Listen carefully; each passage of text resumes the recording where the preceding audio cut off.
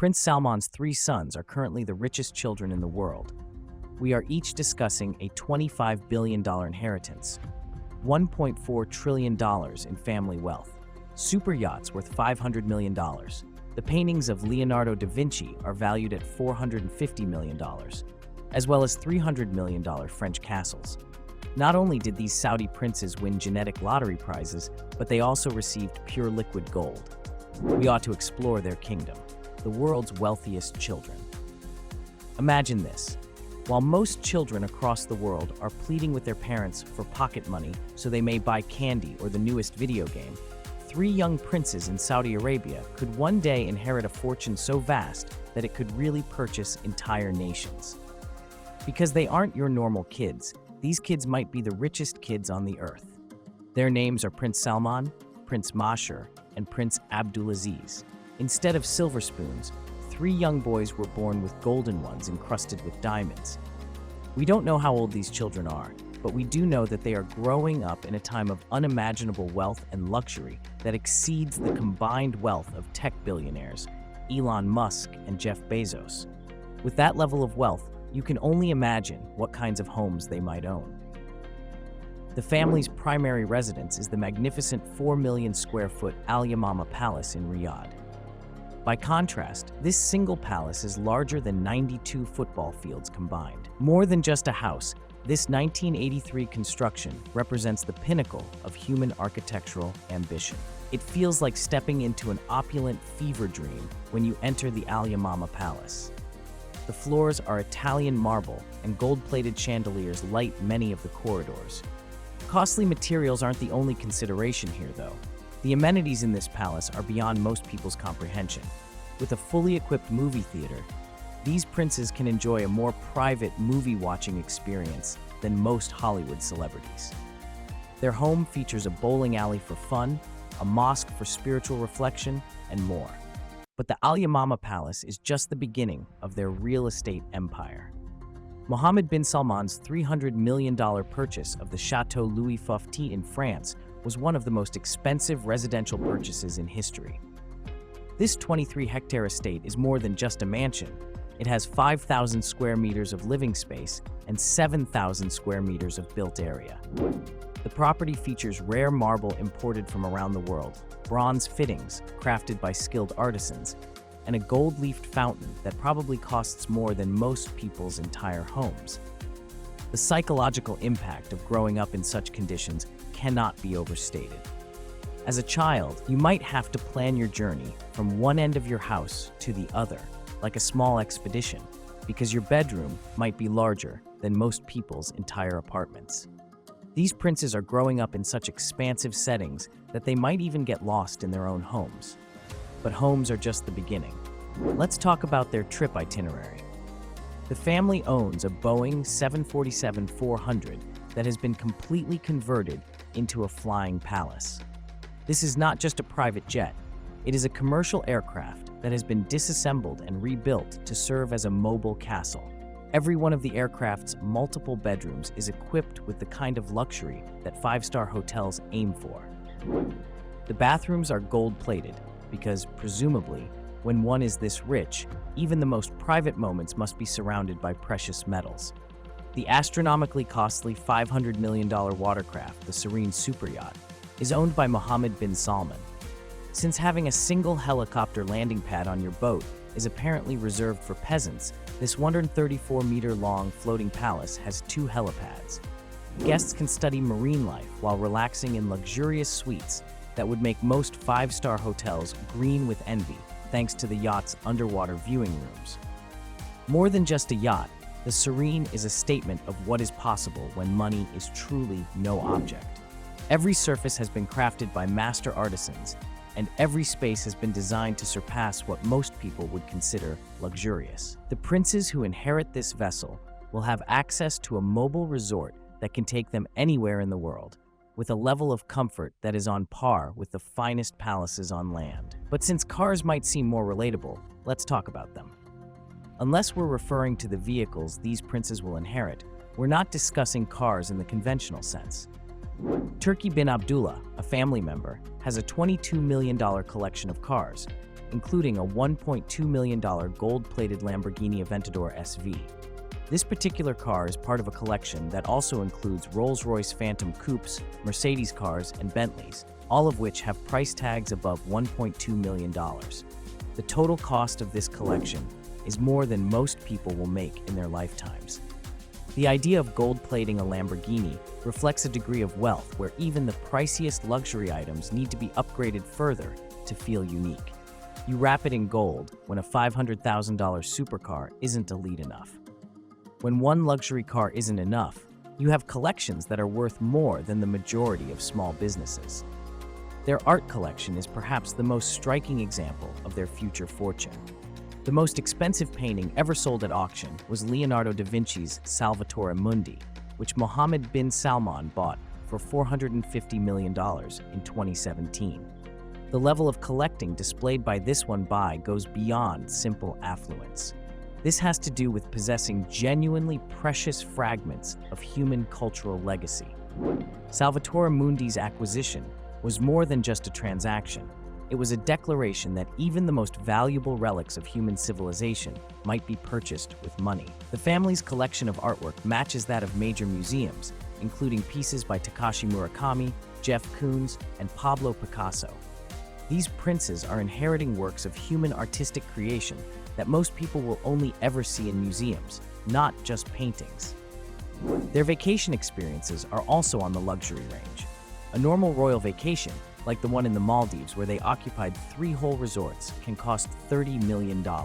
This involves buying exclusive access to entire resort estates rather than reserving pricey hotel rooms, guaranteeing that their holiday will be totally private and customized to their exact preferences.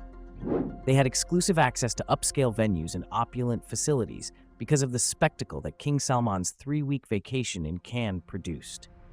Imagine being so wealthy and powerful that your family's vacation turns into a display of the highest level of exclusivity and luxury. This is the extent to which the globe will be impacted by these princes' future journeys. Additionally, the family owns a 12,000-hectare game estate in South Africa's Limpopo province that has been transformed into a posh hunting destination with a jet landing strip.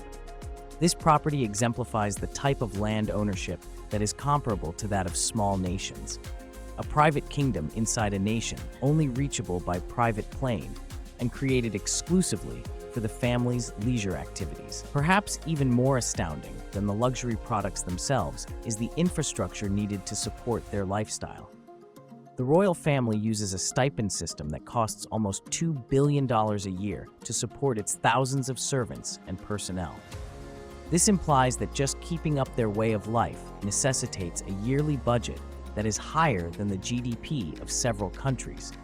Senior family members receive stipends of $270,000 per month, while distant relatives receive stipends of $800 per month. Bonuses for marriages and palace construction range from $1 million to $3 million. This means that the princes are growing up in a world where hundreds, even thousands of people are there just to anticipate and meet their wants. These young princes may never experience the banal facets of everyday life that the rest of humanity takes for granted because of the reality created by this degree of service. They might never experience what it's like to want something they can't have, to wait for anything, or to realize that resources are limited. Human constraints just do not apply in their realm. The sum of these assets, the palaces, the land, the transportation, the art, and the infrastructure, represents riches that has progressed from being merely luxurious to something that is comparable to nation-state resources. Not only are these 3 princes receiving costly inheritances, the tangible expression of economic power that has the potential to transform businesses and impact international markets is being passed down to them. With custom-made clothing from the best designers in the world, jewelry collections that include pieces worth more than luxury mansions, and accessories that are literally one-of-a-kind creations designed just for royalty, their wardrobe alone is a wealth that most people cannot fathom. Every item of jewelry they own, every watch they wear, and every thread they wear all stand for materials and craftsmanship that push the limits of what is conceivable in luxury products. These princes have access to considerably more educational options than just standard schools. They can hire private teachers who are well-known professionals in their domains. Educational possibilities and experiences that most colleges couldn't offer, such as visiting historical places with top archaeologists. Their spending for education alone most likely surpasses the endowments of large universities. We haven't even begun to explore the private kingdoms they refer to as vacation destinations, despite the palaces, super yachts, aircraft, gold-plated automobiles, rare art, and jets. Let's now discuss how extremely wealthy they actually are. The wealth of the family. The combined net worth of the House of Sode, which is roughly $1.4 trillion and is nearly 16 times greater than the riches of the whole British royal family, is directly inherited by these three princes. To put this into perspective, you would need to spend about 4,000 years to spend their family's entire fortune if you spent $1 million every day. That is more time than human history has been documented.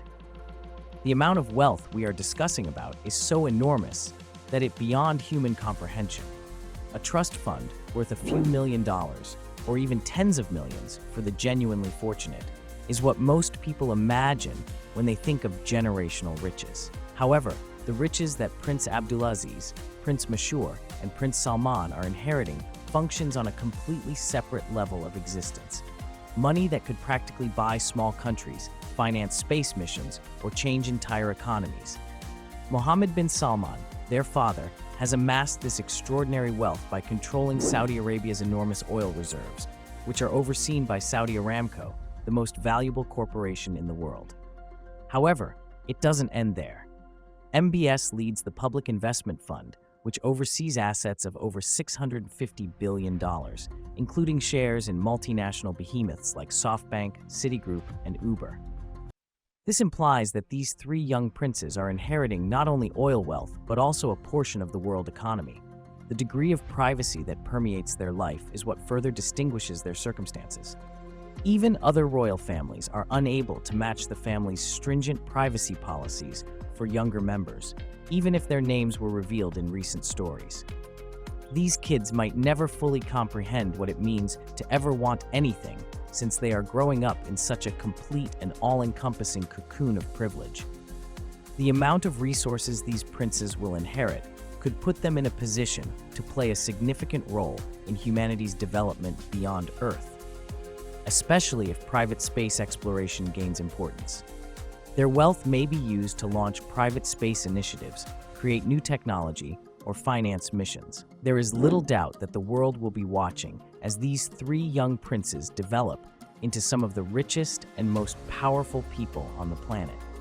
Their upbringing in opulent palaces and their education in the halls of economic might are setting them up for futures that will probably change our perception of what it means to be affluent, powerful, and economically significant in the 21st century. The world watches in wonder and expectation as these three young princes continue to grow up in their unique situation. Will they spur technological, medical, and sustainable innovation with their unparalleled resources? Will they support scientific and artistic advancements that could help all of humanity as patrons?